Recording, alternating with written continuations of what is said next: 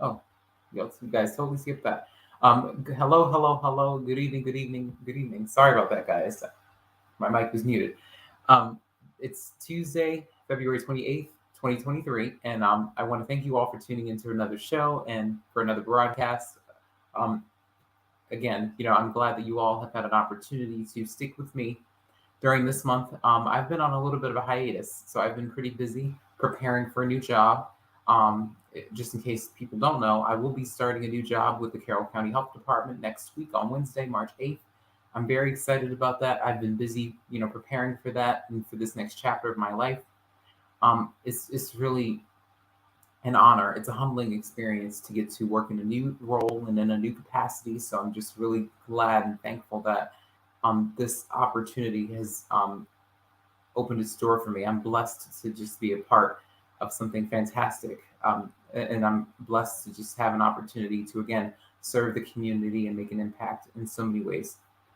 So again, I wanted to, I know it's been a while, so I'm going to provide you guys with the answers to the Black History Month questions from the past few weeks. But before we do that, I want to let you all know that we have a very special guest that we will be speaking to in about 8 minutes. She is the Maryland State Delegate, Mary Lehman, who represents District 21 in the Maryland House of Delegates. So she will be joining us momentarily. But I want to provide you guys with the answers to the Black History Month questions for a few minutes before we officially start the show and start the interview. So, when I last spoke to you guys a couple of weeks ago, I gave you all one Black History question about a prominent figure. And I mentioned to you all that she was born April 27th, 1927, and that she passed away on the 30th of January in 2006. And of course, she was an author, activist, and civil rights leader. She was married to Martin Luther King Jr. until from 1953 until he was assassinated in 1968. And she, of course, was a strong advocate for African American equality and was a leader in the civil rights movement in the 1960s. And she played a prominent role in this movement, especially after her husband's assassination.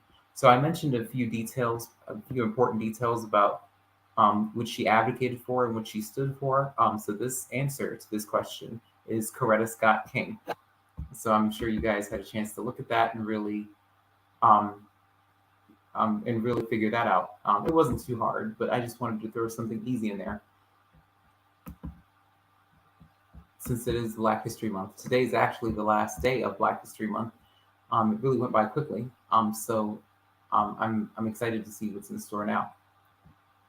And let's see. My next question is, okay, there's another prominent figure. She was an aviator. She was the very first African American woman and first Native American to hold a pilot license. And she was the first Black person to earn an international pilot's license. And she was born to a family of sharecroppers in Texas in 1892. She was born January 26, 1892. And she passed away on April 30th, 1926. She was an American civil aviator. She developed an interest in flying early on in her life, but for African Americans, Native Americans, and women, it was very difficult for flight training opportunities to take place in the United States.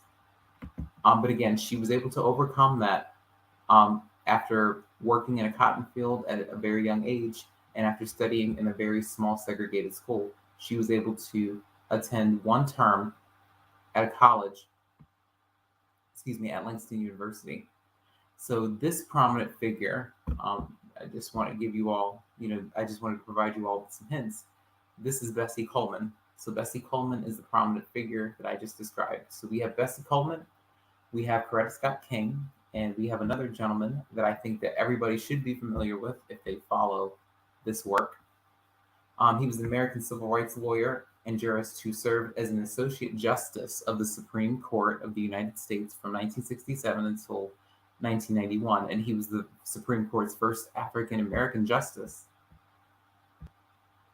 And he was a prominent figure in the civil rights movement, and he led the NAACP Legal Defense Fund, an educational fund, and he was a prominent figure in the movement to end racial segregation in schools.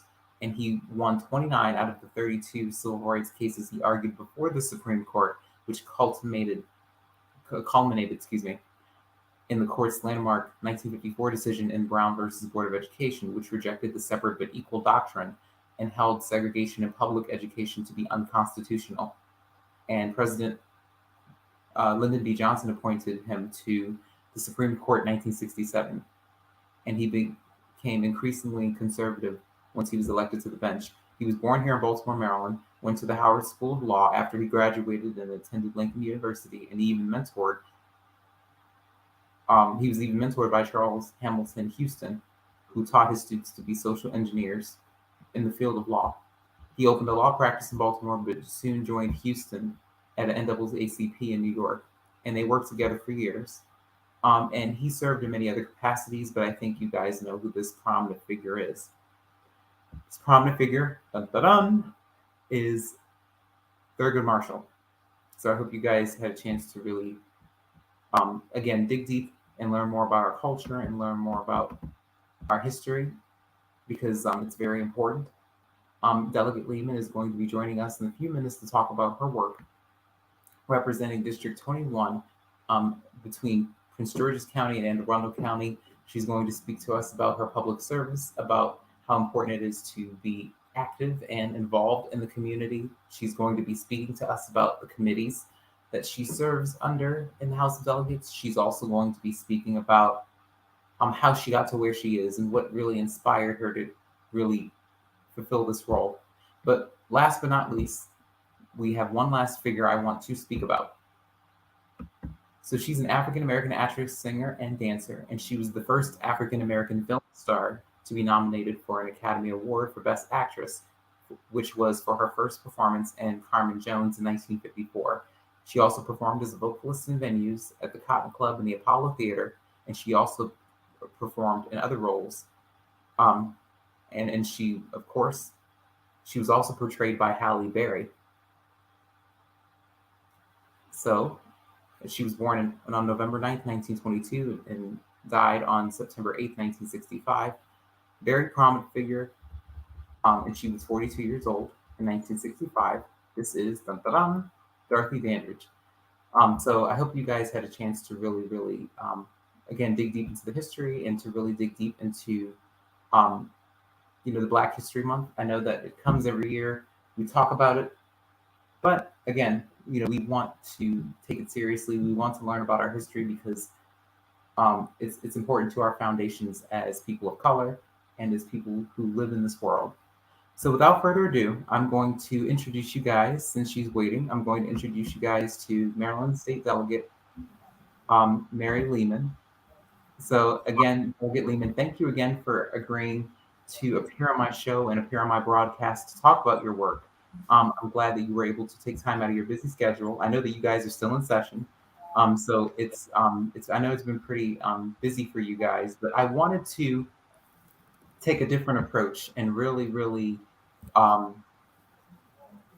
learn more about some of the other counties in Maryland. I've worked mainly with a lot of legislators at the state, local, and federal level, but I've mainly worked at the state level and at the local level with the city of Baltimore and with the county that I reside in, which is Baltimore. But I'm not really too familiar with Anne Arundel County or Prince George's County. So could you tell us a little bit about yourself and what kind of led you to, representing the district that you represent now, which is the 21st district? That's right. Yeah. First of all, thank you so much for having me. Can you hear me okay? Yes, I can. Yes. Great. Okay. So the road into politics, elected office has been an interesting one. I actually, my first career was in journalism. So I have English Lit and journalism degrees from the University of Maryland, College Park. And of course, there's a nexus between journalism and politics that had always interested me. I grew up in a very political family in Greenbelt in Prince George's County. And when I say political, I mean mostly my mother was a big community activist, and she was active in a number of issues, including fair housing, helping to integrate Greenbelt in the 1960s, at a time when it had a still had a sunset policy in place, which means that people of color, African Americans in particular, were required to leave town at sunset. They could not reside in Old Greenbelt. Were not really welcome, except, during the day if they were there to work. That law was not uncommon back at that time. I know other jurisdictions in Prince George's County, Hyattsville, and others have the same law. But my mother was a native of New York City, and I met my father in the U.S. Navy when they were both stationed in San Diego. He had grown up in Greenbelt and always wanted to return and raise a family there. And, my mother being from New York and being the daughter of immigrants, being a first generation American, was kind of appalled to learn that Greenbelt was not open and welcoming to people of color. And so she got active in fair housing, and then she just became involved and engaged in a lot of other issues, including land use and zoning and other sort of social justice causes. And she eventually, when I was in college, ran unsuccessfully, actually, for city council. She was very disappointed, but we said to her at the time, some people are meant to kind of be more like agitators and activists than they are in elected office. But she inspired me, inspired actually all of my siblings to kind of give back, be involved in the community. But I would not have imagined, I guess, a career in politics for myself until I took a break from journalism when my oldest daughter was born, and ended up staying home for 5 years with my oldest, Allison. And then when she was 2, I had twin boys. So I had, 3 little ones, and took time off to be with them. And then eventually decided when Allison started kindergarten that I just felt ready to return to work. And so my husband was very supportive. I didn't think journalism made sense then at that point because the hours were so long and the pay relatively low.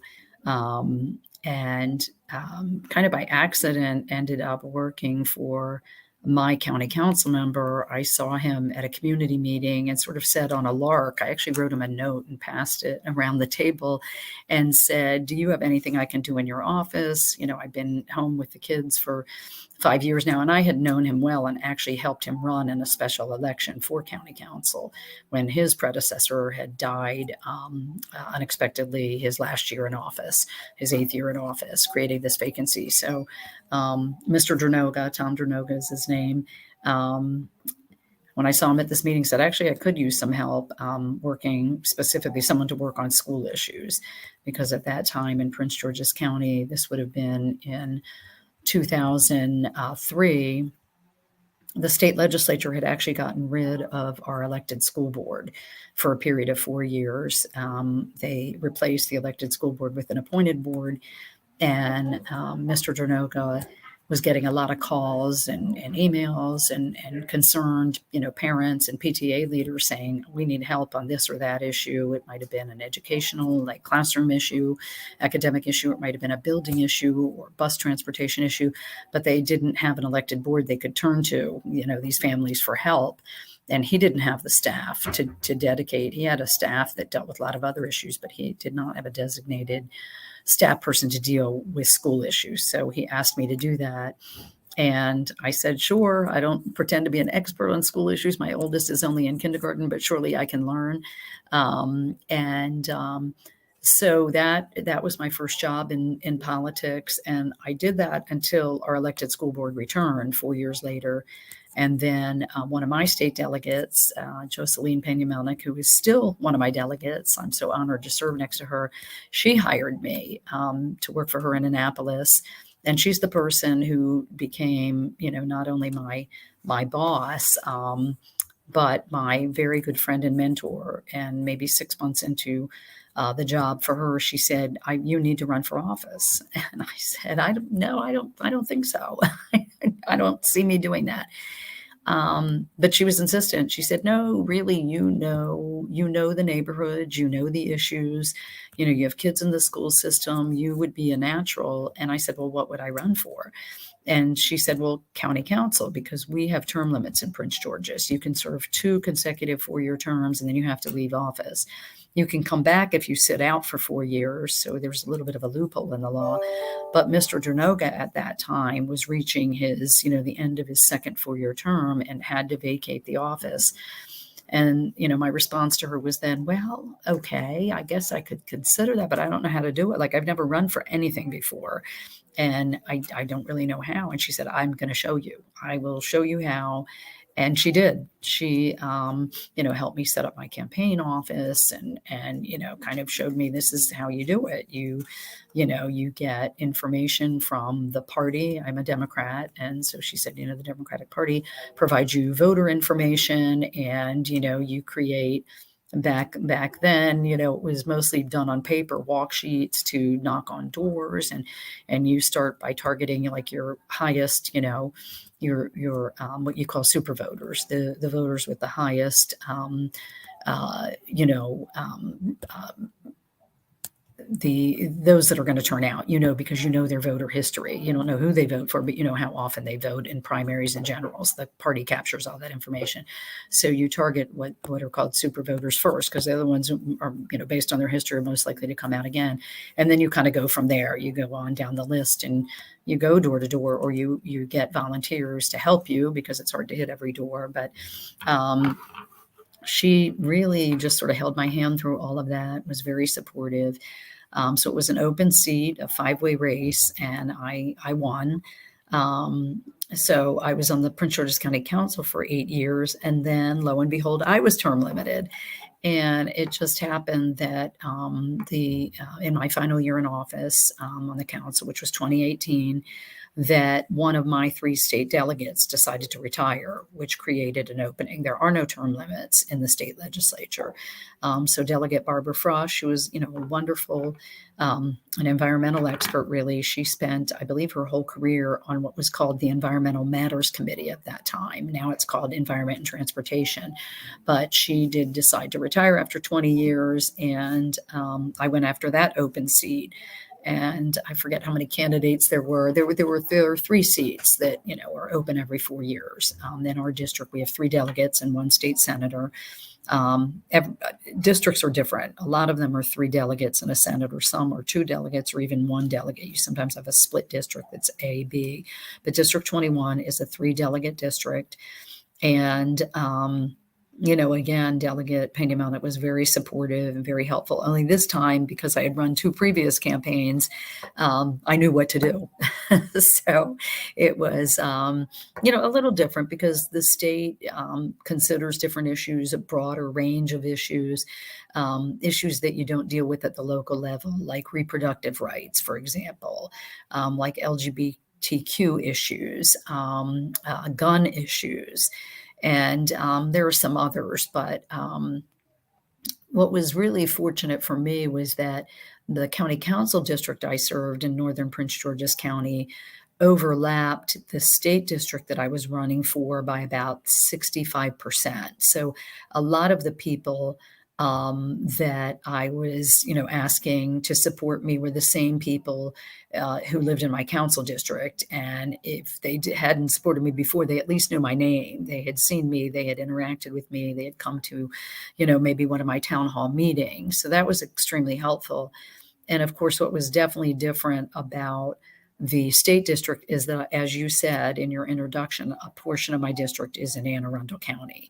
It's only a little bit under 20%. So it's it was my first 4 years, the district split was 78%, Prince George's, and about 22% Anne Arundel. And it's dropped under 20% in Anne Arundel and gone a little over 80 in Prince George's, but the district has on the Anne Arundel side, contracted in some areas. So we have less of some areas, but more of other areas. Like a little sliver of Crofton actually got added to the Anne Arundel portion of the district, along with Odenton and the Piney Orchard area of Odenton, and a little bit of Gambrels, and a little bit of Laurel, the Anne Arundel part of Laurel.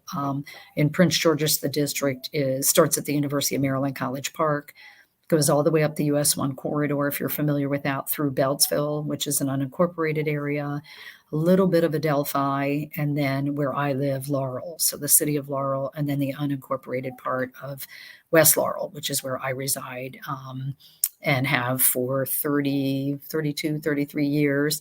That is Prince George's, but outside the city limits of Laurel. So, but same zip code. So that's how I made my way from journalism into politics.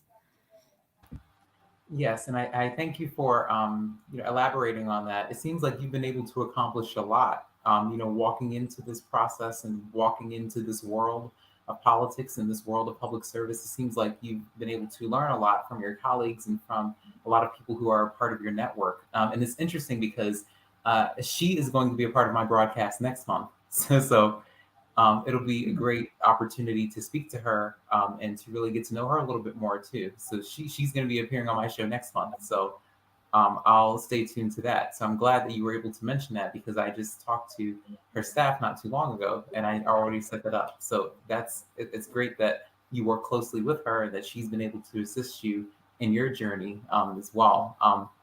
And thank you for talking about some of the differences between Anne Arundel County and Prince George's County.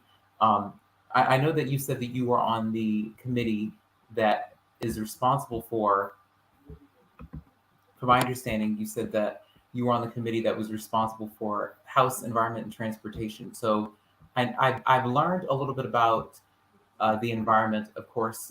Like I mentioned, like when I first introduced myself to you, I was an intern and I worked at the Maryland Department of the Environment under the Law Enforcement Prevention Program for the state of Maryland.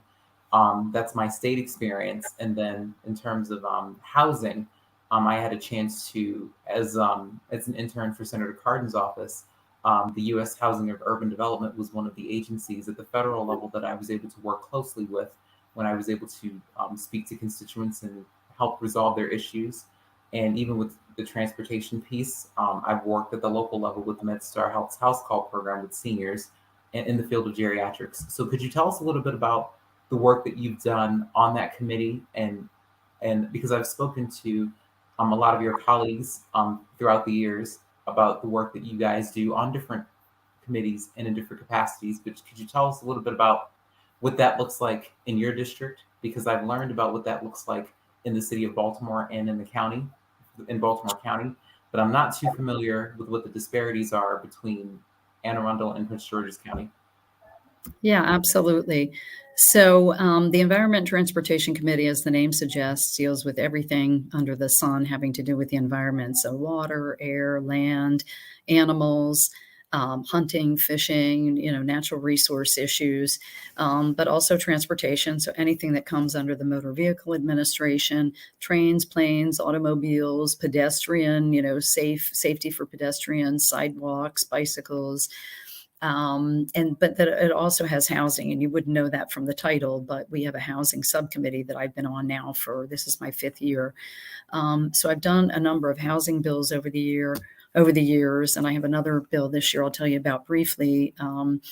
But there are two pressing issues right now with housing. One is the lack of affordable housing, and it really is reached a crisis statewide. It's been a problem in Prince George's for a number of years, and that's because we had an affordable housing law back in the 90s that got repealed, and we didn't replace it. So we not only weren't building new affordable units, we were losing the affordable units we had when they would be put on the market. When multifamily housing was put on the market, it would be snatched up, and new owners would slap on a coat of paint and maybe plant a few new shrubs and then hike up the rent. So, but it's a challenge everywhere, increasingly so. And then there are a lot of challenges with renters' rights, and that was exacerbated obviously during the pandemic. So I've done a number of bills to help renters and to kind of hold landlords' feet to the fire when they attempt to evict people without being licensed. And that is a problem in the 6 bigger counties in the state. 6 biggest counties, I should say, in Baltimore City, where those jurisdictions require landlords to have a license to be able to rent. but sometimes they don't. And I want to emphasize most landlords are good and decent and trying to do the right thing, but we have some, bad actors. And so I've had a bill for, I guess, 3 years now. It started out as a local bill just trying to address licensing at Anne Arundel and Prince George's. And then I was advised to expand it statewide. So I did a bill last year with Senator Heddleman, who is from Baltimore County, you might know her name, to say that if a landlord moves to evict someone for failure to pay rent or what's called tenant holding over past their lease, or a breach of lease situation where a tenant violates some rule, like say they bring too many people into the unit or bring a pet or, do something that they're not supposed to do. If a landlord's going to evict under any of those scenarios, but they are renting in a jurisdiction that requires a license, they have to first show the court that they have a license. And the idea is that you can't evict someone if you're not renting legally in the first place. So the bill did pass last year, the House and the Senate, but Governor Hogan vetoed it, believing, I think mistakenly, that it was going to somehow disproportionately hurt small landlords. So that bill is back this year, and I had the hearing like the second week of session in the House Judiciary Committee. Some housing bills, or tenants' rights bills and eviction bills, do go to judiciary instead of my committee, and this was one of them. So it is pending. We do expect it to pass again with strong support of legal aid and other organizations that work to safeguard tenants. So I'm pretty proud of that. On the environmental front, I've had bills to try to address stormwater, runoff, controlling flooding. I have a floodplain ordinance bill that would require MDE to update and write a new model floodplain ordinance for the state. It would also require counties to adopt their own ordinances within 2 years, because as you know, and I assume your audience, I hope most of them know, if not all, that climate change is very real. It's a serious risk to the whole world, but it's really a risk in Maryland, because Maryland is a very low-lying state, especially the Eastern Shore, and Maryland is very susceptible to sea level rise.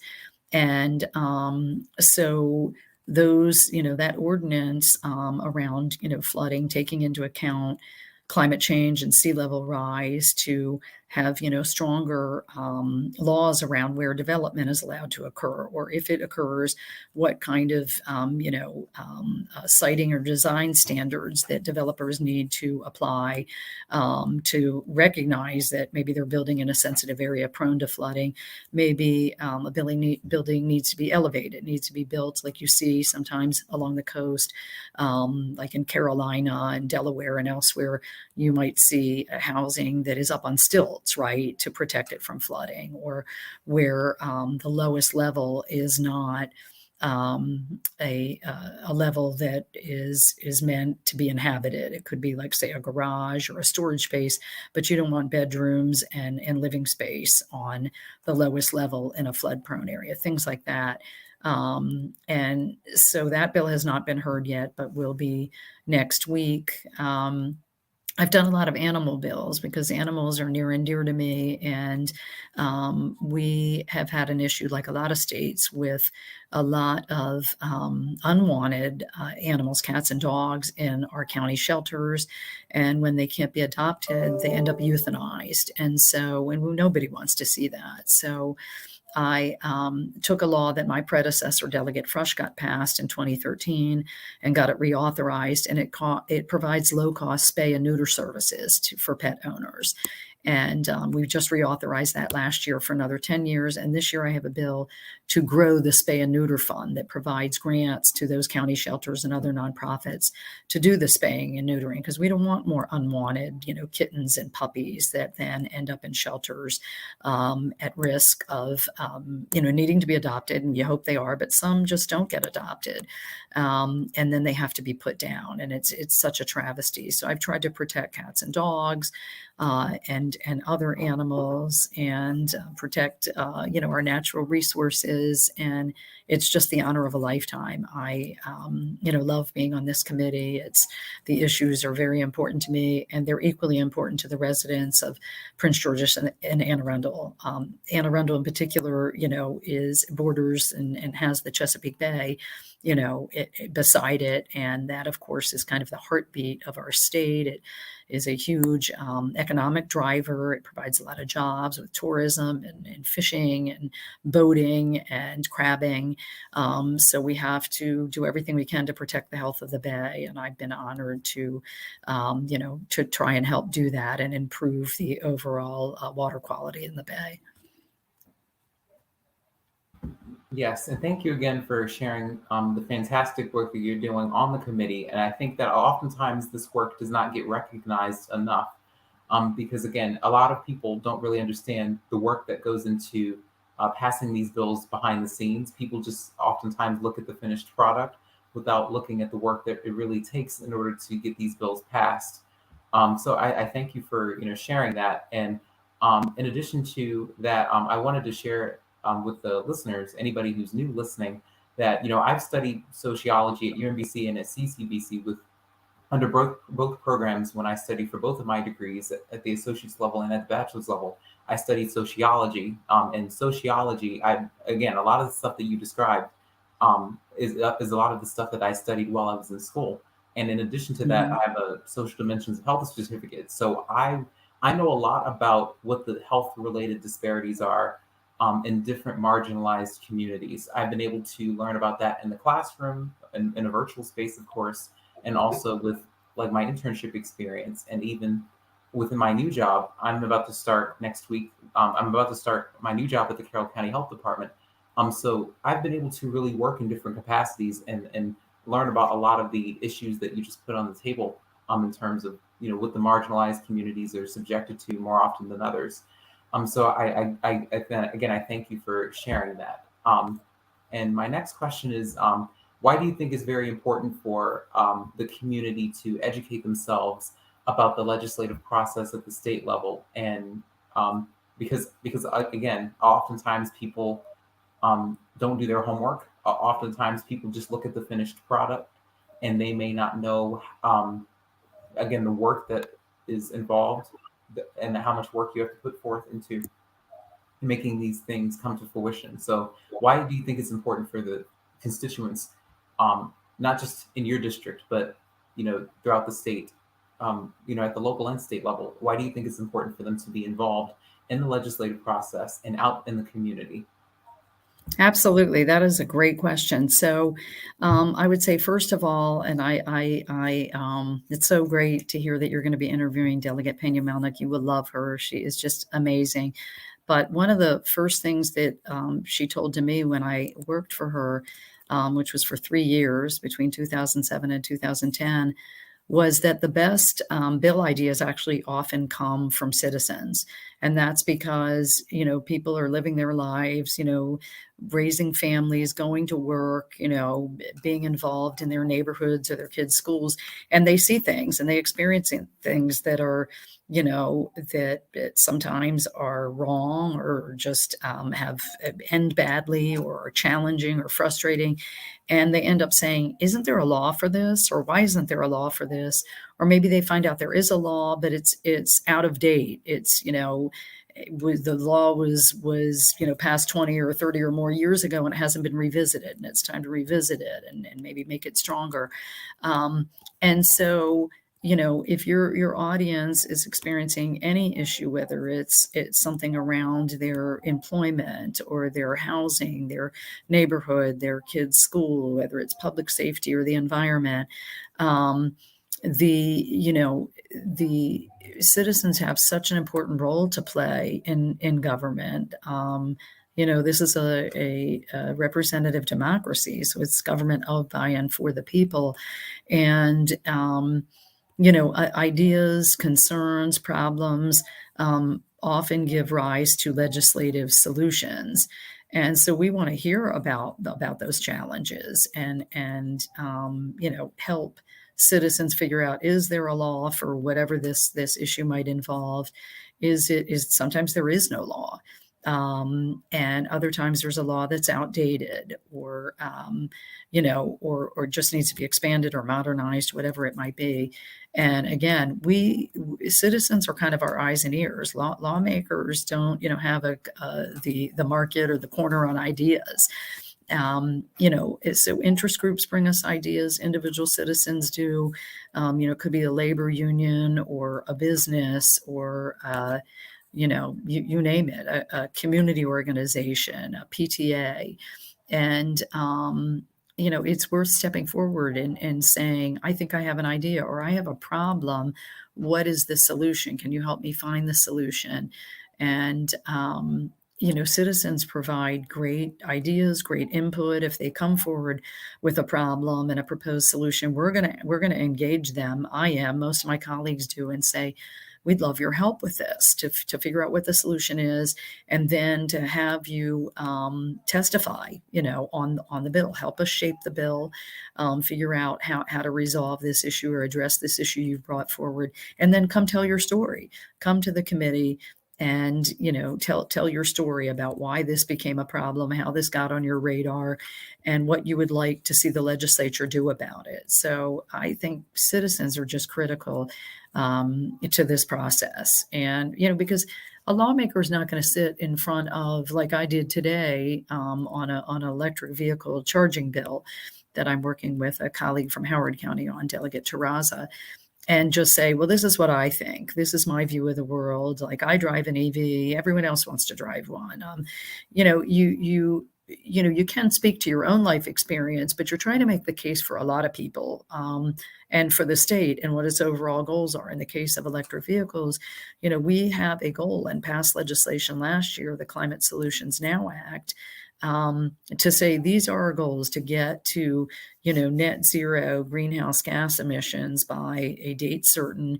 And because transportation is one of the leading contributors, I think it is the leading cause of greenhouse gas emissions, we have these goals to convert our car, fleet over time. It's going to take years, but to go to completely electric vehicles, from our gasoline powered cars that most of us are driving now. And so electric vehicle infrastructure is important to helping people to own EVs, because if you have nowhere to plug in your electric vehicle, you're not going to buy one. And people spend a lot of time at home, more now than they did actually before COVID, because more and more people work from home. They had to during COVID, and some have never gone back and never will go back to, a traditional work setting. Others work hybrid, where they go in a few days a week, but spend at least part of the week in their home. And so if that's the case, they need a place to charge. And, again, that can be my opinion, and I can try to make that case, but I'm going to need help making the case from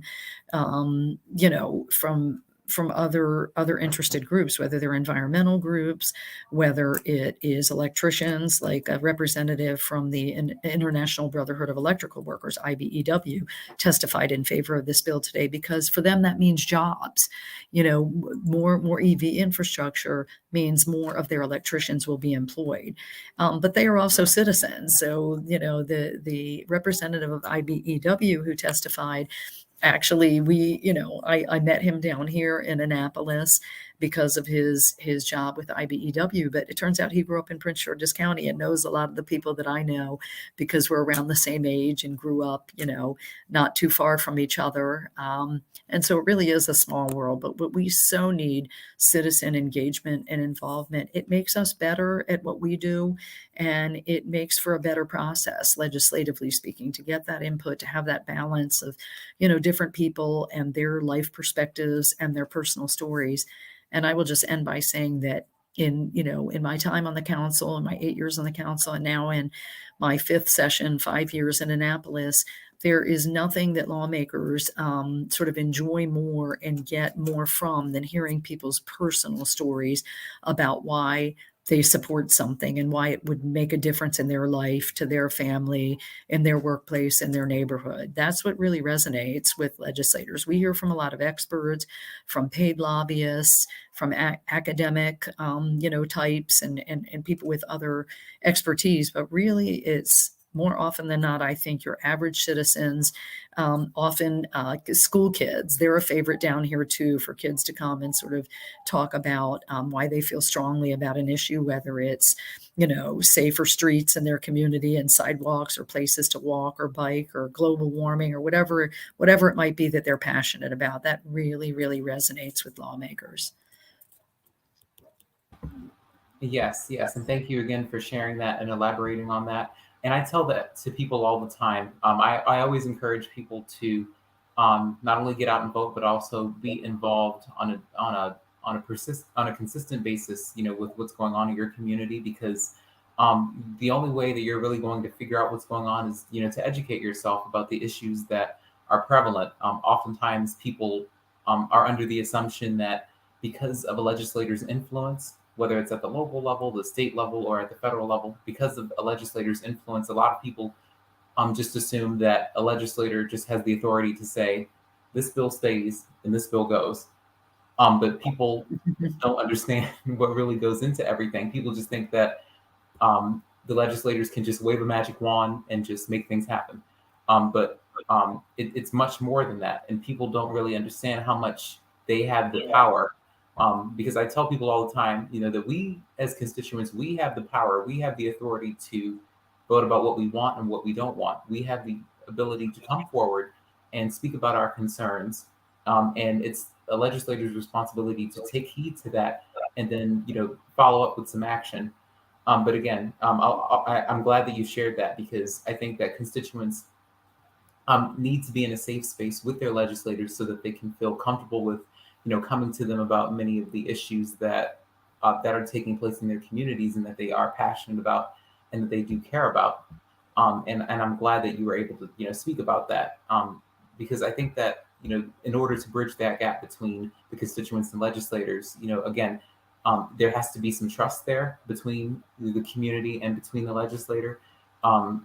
Again, the constituents have to feel as though they trust their legislator. And of course, you're not going to please every single person, but I think, but the people who are really, really passionate about the issues that are taking place, and the people who are really serious about making a difference and who are serious about making a change, the people are going to show up and be involved. So I'm glad that you were able to share that. Yeah, absolutely. If I could just say really quickly, my mother, bless her heart, I talked about her influence on my life. We lost her last year, about a week before her 90th birthday. She passed away, but she was a great believer in, in saying that, everybody knows something that you don't know, and you need to respect that. And that includes, the custodian in your building, or the door person. She grew up in the city where there were doormen and elevator people. Everyone you meet in your life knows something that you do not, regardless of their level of education or their background, their upbringing. And you need to recognize that and be open to other people and their ideas and whatever their expertise is. Legislators do not know everything, not even the half of it. And we can't be everywhere. And we certainly do not have expertise on every issue. We develop expertise typically in most legislatures, especially more so, I think, at the state level than I would have said so at the county level, because it's a committee-driven system. So you develop expertise, for example, for me, in environment and transportation and housing issues. But because I'm not sitting on those other committees, I don't know nearly as much about, say, health or mental health, except what I learn or what I know through my own life experience or my family's experience. But I'm not day in and day out hearing healthcare bills or mental health care bills, or for members of what we call our money committees, which are appropriations and ways and means. I don't develop the level of expertise in the budget or on tax policy that my colleagues on those committees are able to sort of experience, because day in and day out, week in and week out, that's the legislation they're presented with. So that's why we are looking to, other people, to our constituents, to family, to friends, whoever comes with us with legislative ideas. And the other thing I want to say quickly is I realize not everyone can come down here and testify or get really involved in legislation to the degree, where they're, say, testifying or even, maybe contacting a legislator to say, I have a bill idea. But that doesn't mean they cannot follow the process. And in fact, we encourage them to email us, to call us, to write to us and say, I support this bill, or I'm against this bill, or I would like to learn more information about such and such a bill. I think, my opinion might be useful to you because I've experienced, whatever that issue might be, whether it's a health issue or mental health issue, a housing issue, that sort of personal perspective and experience is really valuable for us to know. And of course, we are trying our best to represent our constituents and reflect what they would do, what they would like to see us do. And so we have to be open to their ideas, to their support or their opposition for legislation, or maybe it's a budget issue they care about. And so we're looking for that kind of input too. And it has been made easier, the involvement in the legislative process, I will just say, since COVID, because for 2 sessions, we did just about everything virtually, and or at least our floor debates and votes had to be in person. And that was a decision that was arrived at by our former Attorney General, looking at the state constitution, saying you must meet in person on the floor, but for committees and subcommittees, you can hear those bills virtually. So we did that for 2 sessions where all of the hearings were by Zoom. And so, of course, you'd have to have access to a computer. But that really opened up the opportunity for more citizens to testify, people that would have had a hard time driving to Annapolis, because getting here is not easy, especially if you don't own a car. Finding parking is challenging. And this year, and I'm very pleased by this, on the House side, we have kept our bill hearings hybrid, where you can come in person and speak, or you can still testify virtually on camera. And so that's been great, I think, for the process, because it allows a lot more people to be able to be engaged and involved and to testify, who otherwise might not be able to take off work and come down here, might not have access to transportation. So that's a good thing. And I think we will continue to do that going forward. Yes, and thank you for sharing that. I appreciate you for sharing that. And again, these are just ways the ways in which the constituents, the people in the community, can be a part of the process. You can be a part of the process virtually or in person. So we have a lot of options nowadays where we can come in person or participate virtually. And again, we all have a story to share. We all have something special to bring to the table. We all have something valuable. So I also want to put this out there. I want everyone to know that you should never be afraid to share your story or to share your opinion when we're talking about ways to make a difference, and when we're talking about ways in which we can make a change. There's really no right or wrong answer to bringing anything to the forefront, as long as, of course, you're willing to put in the work and make the sacrifice in order to make sure that these changes come to fruition. You can have a team of people, a community of people who are willing to help you with that. So that was something valuable that I've shared before in the past, and I'm glad that you kind of reiterated that. So you already answered a couple more questions, but my next question is, I think one of my last questions, I should say, is, what advice would you give to young people who want to enter into public service or the field of politics at the local, state, or federal level? And I asked that question because I graduated with a lot of my friends and classmates graduated, and they have had internships with legislators at the state, local, and federal level. Some of them are pursuing careers as lawyers. Some of them study not just sociology, but also psychology, political science, and other social sciences. And they've been able to work with legislators as interns, and some of them have gotten jobs on a full-time basis as aides or as chief of staffs and so forth. So what advice would you give to young people who want to enter into this field? because I know that this work is very challenging. It's rewarding, but it's very challenging to really, really sacrifice a lot, for the constituents on a day-to-day basis. So what advice would you give? Excellent question. First, I want to make one more point about legislation. To your earlier point that it's more complicated than it looks. It is, and it's not, in the sense of if you have a good idea and you have, a solid basis of support. What I would say is that it often takes longer than people think to get a bill passed. And I think that's especially true here at the state level. It's even more true at the federal level, that sometimes it takes 2, 3, 4 sessions. And it can be frustrating because we're only in session 90 days a year. But that is a widely held belief down here. The best bills take a few years to get passed. But you can't give up. If it indeed is, a good piece of legislation and there's strong support for it, you're going to get it done. And in the process, you're going to have to, work it and compromise and be open to suggestions and changes. But in terms of getting involved, I think, especially for young people, I would say this for anyone, even if someone is a career changer and has always been interested in politics and public policy. In my view, starting local makes the most sense. And why do I say that? Because there's an old saying, but there really is a lot of truth to it, which is all politics is local. And there's a funny story, and you may or may not have heard this famous story about a former U.S. Speaker of the House from Massachusetts, Tip O'Neill. And he was legendary. He was from Massachusetts, from the Boston area.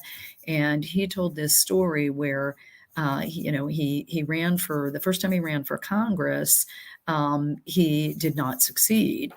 And he was talking to his neighbor, and he had lived in the same neighborhood, this Irish neighborhood outside of Boston his whole life, and knew a lot of his neighbors because he had grown up in this same area, and it was a very tight-knit community. And he was talking to his neighbor across the street, I forget her name, something very Irish, and, was kind of bemoaning the fact that he did not win, his first election. And she said, well, I didn't vote for you. He was kind of feeling sorry for himself. And she looked him right in the eye and said, well, I want to tell you something. I didn't vote for you. And he was like shocked and said, what do you mean you didn't vote for me? Like, you've known me my whole life. You know who I am. You know what I stand for. And she said, yeah, but you never asked me. You never asked me for my vote. You never asked me. And it was true. He had not. He had just assumed she was going to support him because she knew him. But the things that people care about are primarily, yes, they care about taxes and they care about, big issues, more and more, obviously global warming, right? It feels huge. It's like, how are we going to tackle this? There are those big issues. But the bread and butter issues have always been, and I think, probably always will be, the things that hit closest to home for people. So how safe people feel in their neighborhoods, how good their local schools are, how clean their streets are. Does the trash get picked up, when it's supposed to, once or twice a week? Does the snow get plowed within a few hours after a storm so people can go to the grocery store or go to the pharmacy and get their medicine or go to work? Those are the things that you need to at least be aware of, if not get engaged in, if you have any interest in politics. You don't, and whether that's working for someone else, volunteering as a start, or interning, or working, it's pretty unusual to start all the way up at the very top, working, say, for a U.S. senator or the president. Some people spend their whole lives in local government, in local elected office, and local government. And those are good jobs. I mean, they don't pay as much as the private sector, but they are interesting. There's job security. There's decent pay. There's great benefits. There's a pension. But more to the point, going back to what people care about, they care about those local issues, and they want to know that people that represent them care about them. Even I, more often than not, even though I'm working on these statewide issues, if I get stopped in my community, back in my district, at the grocery store, at my kids' school when they were in school. My youngest now is in college, but I have 4 children that, went to local public schools. So when people would stop me to talk to me, it was about a school issue. It was about a neighbor's dog that barked all night. It was about the fact that, the week before or 2 weeks before when it last snowed, that it took, too long to have the street plowed. It was about the cracked sidewalk in front of their house, or things like that that really impact people's quality of life. So that is so important. And getting involved locally, whether that's in your neighborhood civic association or some kind of neighborhood, community improvement group, is just so important. I can't emphasize that enough. And being a good listener, because again, like I said about legislators, we not only don't have all the answers, we often don't even know what the problems are. So when someone wants to stop you and say, even if you're the person living next door and you have some interest in public service, and say, I've always wondered, why does our street not even have street lights? Like, do people like it that way? And I'm bringing up a really real issue in my neighborhood. When I first moved to West Laurel, 30 plus years ago, the first thing I noticed was there were no street lights. And I said to the neighbors, why do we have no street lights? Don't people want street lights? Like, isn't it a safety issue? And to my shock, my neighbors were kind of horrified and said, no, we don't want street lights. We like being able to see the stars. I thought that was so odd, because I grew up in a municipality in Greenbelt where all the streets are lit. But so being involved locally, engaging with your neighbors and other people, I just think is so important. And then the final thing I would say is I'm really excited, although I don't know a lot of the details yet, about our new governor, Wes Moore's proposal for a year of service for young people who are, open to the idea of public service, maybe are interested but don't know where to get started. Maybe they don't come from a family where anyone has worked in public service in, for local government or community organizations.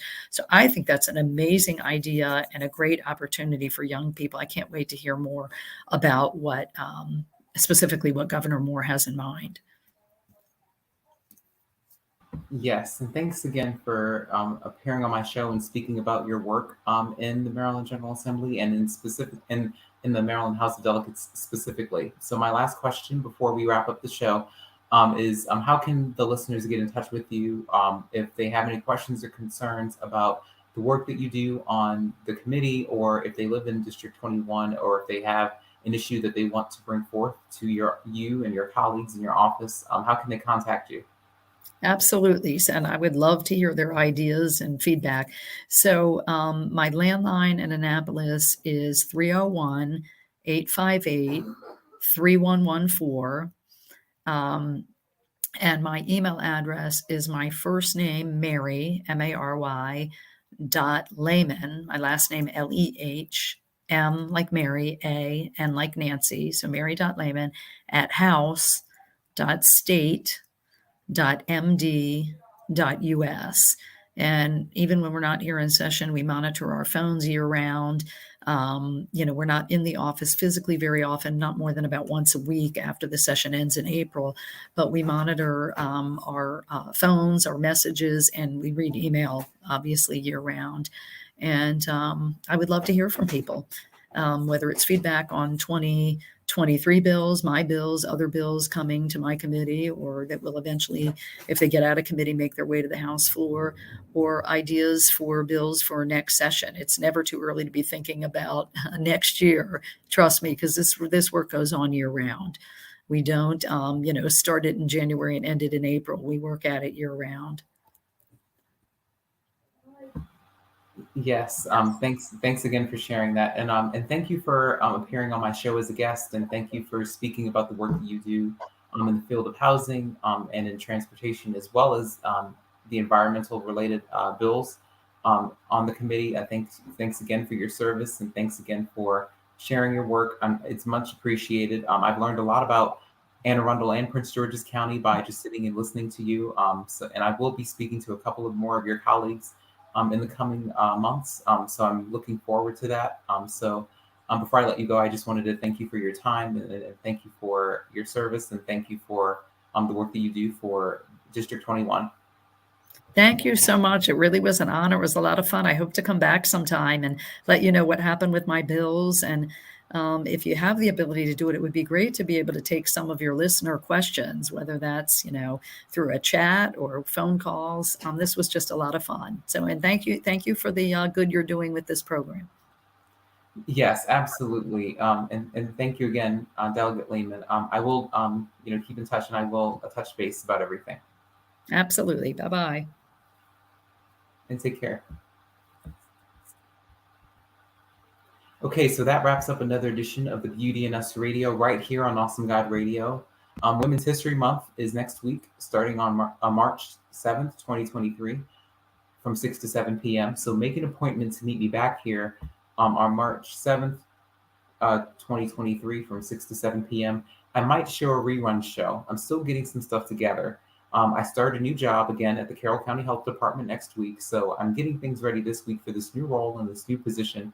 So I might have a rerun next week. I might post a show from a previous broadcast next week because it's going to be really busy for me next week, getting adjusted and acclimated to this new role and this new position. But I want to thank you all again for your time. I want to thank you all again for tuning into my show. I want to thank you all again for your support and your encouragement and your love. I don't take that for granted. I take all of it seriously. It's important for us to have these types of conversations at the local, state, and federal level. It's important for us to be involved. It's important for us to be a part of the process because we are the ones that have the power. We are the ones that can help make the decisions. So we all have a story. We all live, work, and play in our communities, and we all raise our families in our communities. We all have churches in our communities, senior centers, schools, people, and places that we care about. So it's important for us to, again, be in touch with our legislators and speak to them about the issues that matter to us and that are important. So I just want you all to keep that in mind. So I hope that this conversation was informative for everybody who was listening. So I will definitely touch base with you guys. And again, next week we start Women's History Month. I might show a rerun show, but I will keep you guys posted. So again, this is the Beauty in Us Radio right here on Awesome God Radio. Make sure you subscribe to our YouTube channel at Awesome God Radio.